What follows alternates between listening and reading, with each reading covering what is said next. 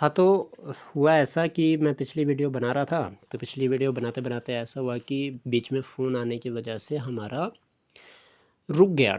ठीक है वीडियो, तो मैं उसके लिए माफ़ी चाहूँगा, क्योंकि हम पढ़ रहे थे टाइप्स ऑफ रिलेशन में हमने पढ़ा था कि एम्प्टी रिलेशन क्या होता है। तो एम्प्टी रिलेशन में हमने पढ़ा था कि एक phi is a relation on A called the empty और वाइड रिलेशन। फाई जो है वो रिलेशन कहलाएगा ए पे, जिसको आप एम्प्टी या फिर वाइड रिलेशन कहेंगे। सिंस या सिंस जो फाई होगा वो सबसेट होगा ए मल्टीप्लाई बाई ए का, तो तभी जाके आपके पास वो एम्प्टी या फिर वाइड रिलेशन कहलाएगा। अब यूनिवर्सल रिलेशन की बात करें, और यूनिवर्सल रिलेशन जो है आपके पास वो क्या है, A multiply by A is a universal relation as A multiply by A is a subset of A multiply by A. मतलब ए मल्टीप्लाई बाई करके ए जो है आपके पास जितने आपके पास सेट बनते हैं, जितने ऑर्डर्ड पेयर बनते हैं, उतने आपके पास ए मल्टीप्लाई बाई करके ए का सबसेट होगा। आइडेंटिटी रिलेशन क्या है? आइडेंटिटी रिलेशन आपके पास बोलेंगे तो I A is equal to A such that A belongs to A. ठीक है। अब रिफ्लेक्सिव रिलेशन क्या होता है? देखिए, मैं आपको पिछली वीडियो में बता रहा था कि ये क्लास 11th 12th के लिए मैथमेटिक्स जो है मोस्ट इंपॉर्टेंट चैप्टर है मैथमेटिक्स का, वो है रिलेशंस एंड फंक्शंस, जिसमें टाइप्स ऑफ रिलेशन हम पढ़ने जा रहे हैं।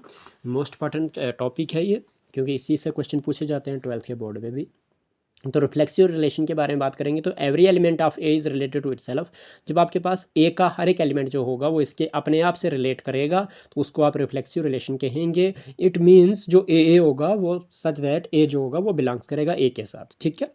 अब सिमेट्रिक रिलेशन के बात करेंगे तो a relation R on a set A is said to be a symmetric relation. कहता है ए रिलेशन जो आर है वो सेट ए पे, उसको सिमेट्रिक रिलेशन कहलाएंगे अगर if and only if and only if I double F, जिसको आप शॉर्टकट में लिखते हैं, सिर्फ और सिर्फ ए बी, सिर्फ और सिर्फ आपका ए बी जो है वो बिलोंग्स करेगा आर के साथ, विच इम्प्लाइज बी ए भी बिलोंग करना चाहिए आर के साथ। यानी कि ए बी अगर आपके पास आर के साथ बिलोंग कर रहा है तो बी ए भी बिलोंग करना चाहिए आर के साथ, तभी जाके आपके पास वो रिलेशन जो होगा वो सिमेट्रिक रिलेशन होगा।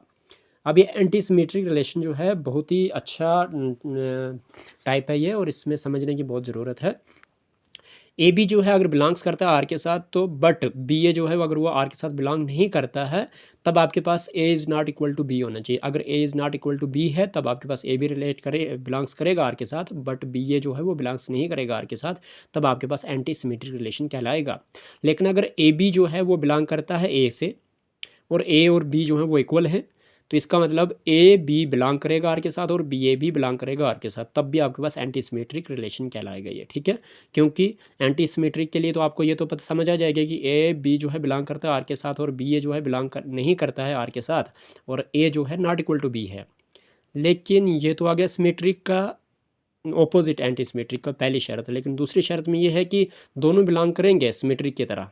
ठीक है। अगर ए बी बिलोंग कर रहा है आर के साथ और बी ए कर रहा है आर के साथ, दोनों बिलोंग कर रहे हैं, वहाँ पे क्या था, वहाँ यहाँ पे आपके पास ए जो है बी के बराबर होना चाहिए। ठीक है। और ए बी जो है वो ए सेट से बिलोंग करना चाहिए। अब इसकी बेटर अंडरस्टैंडिंग आपके पास जब हम क्वेश्चंस की प्रैक्टिस करेंगे वहाँ पे आपको आ जाएगी। अभी ट्रांजिटिव रिलेशन क्या होता है उसके बारे में स्टडी करते हैं। तो a relation R on a set to be transitive relation क्या कहता है? एक रिलेशन जो है वो आर जो है वो सेट ए के ऊपर ट्रांजिटिव रिलेशन कहलाएगा if means if and only if, सिर्फ और सिर्फ कब? जब आपके पास ए बी बिलोंग करेगा आर के साथ और बी सी बिलोंग करेगा आर के साथ। यानी कि ए बी बिलोंग कर रहा है आर के साथ, बी सी भी बिलोंग कर रहा है आर के साथ, और इसका मतलब ये हो गया कि ए सी यानी कि फर्स्ट एंड सेकंड एलिमेंट जो है वो बिलोंग कर रहा है आर के साथ, सेकंड एंड थर्ड एलिमेंट भी आपके पास आर के साथ बिलोंग कर रहा है। इसका मतलब इसका फर्स्ट और इधर से थर्ड एलिमेंट क्या करना चाहिए, वो भी बिलोंग करना चाहिए आर के साथ। For all a b c जो है वो बिलोंग करना चाहिए ए सेट से। ठीक है। तो ये जब आपके पास इस ट्रांजिटिव रिलेशन की आपको समझ आ चुकी है, सिमेट्रिक की आ चुकी है और रिफ्लेक्सिव की आ चुकी है, तो याद रख लेना एक ऐसा रिलेशन जो रिफ्लेक्सिव भी है, सिमेट्रिक रिलेशन भी है और ट्रांजिटिव रिलेशन भी है। इट मीन्स वो इक्विवेलेंस रिलेशन कहलाएगा। क्या कहलाएगा? इक्विवेलेंस रिलेशन कहलाएगा। फिर से एक बार फिर से बता देता हूँ कि a relation which is reflexive, एक रिलेशन जो रिफ्लेक्सिव है, सिमेट्रिक है और ट्रांजिटिव है, उसको आप is called an equivalence relation कहते हैं। तो याद रखें, आपके पास क्वेश्चन जो ये क्वेश्चन है, equivalence relation, reflexive relation, symmetric relation, transitive relation, इनका जो कंसेप्ट है आपके पास क्लास 12th में बहुत नंबरिंग में पूछा गया है, ये एक्सरसाइज 1.1 में। तो आपके पास अगर आपको पता हो तो आप बड़े इजीली से क्लास 12th में ये क्वेश्चन प्रैक्टिस कर सकते हैं। तो क्लास 11th में मेहनत करिए तो क्लास 12th में भी ईजी हो जाएगा आपके पास, ठीक है। तो मैंने क्या कहा? मैंने कहा कि एक इक्विवेलेंस रिलेशन वो रिलेशन है जब आपके पास वो रिलेशन रिफ्लेक्सिव भी कहलाएगा, सिमेट्रिक भी कहलाएगा और ट्रांजिटिव भी कहलाएगा। अगर तीनों के तीनों रिलेशन के कंडीशंस को वो एग्री करता है तो समझो आप उस ये रिलेशन को आप इक्विवेलेंस रिलेशन कहते हैं।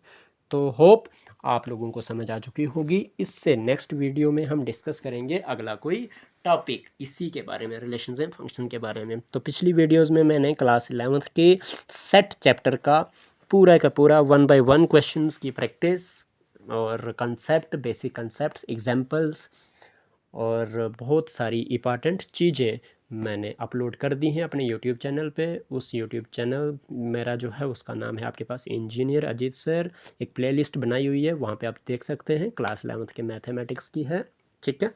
तो क्लास 12th के भी है, क्लास 10th की भी है। तो आप प्लीज़ जाएं, उसको देखें और लाइक करें, शेयर करें और सब्सक्राइब करें। Thank you so much. और मैं आगे आपके जितना ज़्यादा लाइक और शेयर होगा, सब्सक्राइब होगा, उतनी ज़्यादा मैं आपके लिए और भी मोटिवेट हो जाऊंगा और आपके लिए नए से नई वीडियो लेके आऊँगा अलग अलग टॉपिक्स के ऊपर। Thank you so much.